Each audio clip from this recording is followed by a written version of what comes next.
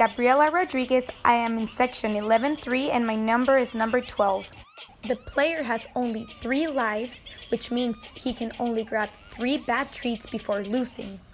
The point of the game is trying to get as many good treats as possible to win and have Scooby-Doo happy. There is a counter which collects and counts and keeps tracks of all of the amount of good treats you have bought, and there are also 3 lives indicated on the left corner which indicate how many lives you have left. To move around, you can use the left, right, and up keys.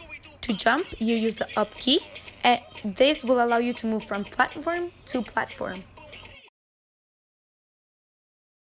To find the probability of success of my game, I used sample space.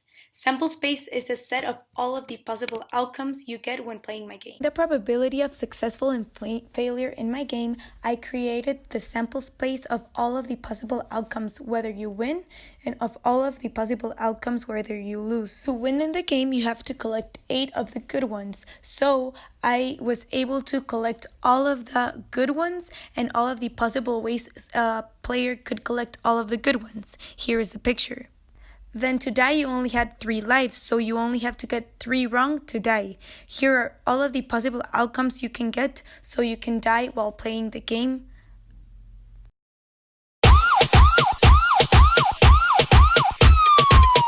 Pasa la juca, si no le voy a dar con esa. Y la cosa suena ra, y la cosa suena ra. Scooby-Doo, pa, pa, y el pum, pum, pum, pum, pum. Y el pum, pum, pum, pum, pum. Y la cosa suena ra, y la cosa suena ra. Scooby-Doo, pa, pa, y el pum, pum, pum, pum, pum. Y el pum, pum, pum, pum, pum. Y el pum, pum, pum, pum, pum. Pum, pum, pum, pum, pum, pum. Y la cosa suena ra, ra, ra, ra, ra. Scooby-Doo, pa, pa. Scooby-Doo, pa, pa. Scooby-Doo, pa, pa. Scooby-Doo, pa, pa. Y el pum, pum, pum, pum, pum. Y el pum, pum, pum, pum, pum. Y el pum, pum, pum, pum, pum. Pum, pum, pum, pum, pum, pum. Y la cosa suena ra, ra, ra. To find the actual probability of the game, I first looked at all of the people who won the game and divided that by the total number of people who played the game, which gave me in the end a decimal. Then that decimal I multiplied it by 100, and that's the percentage I got of people who were successful at my game.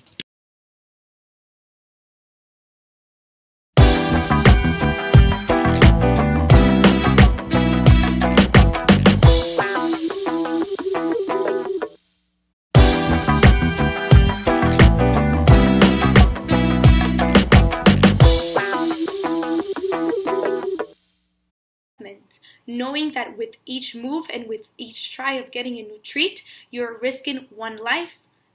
And also balance and coordination, being able to know which way to go and to do it more efficiently. And the speed you're going to, because then you can measure if you're going to get a good one or a bad one. And also you have to have endurance, patience, and luck, and hope for the best actually, because it's not an easy game. The difference between theoretical probability and actual probability is that theoretical probability is what we expect to happen, and experimental probability or actual probability is what actually happens when you try an experiment out. Well, to create my games, I had to develop a lot of skills.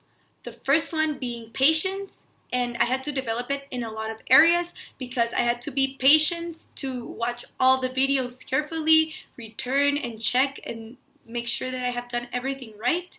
And also patience because things don't always turn out the way I want them to. I also learned that the probability of anything can be measured and using statistics. For example, with probability trees or sample space.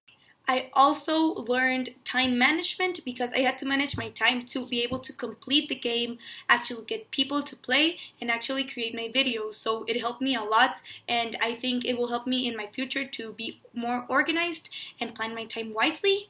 And finally, I learned the difference between actual and theoretical probability, which helps me now understand a little bit more about how real statistics are measured in the world and what it takes actually to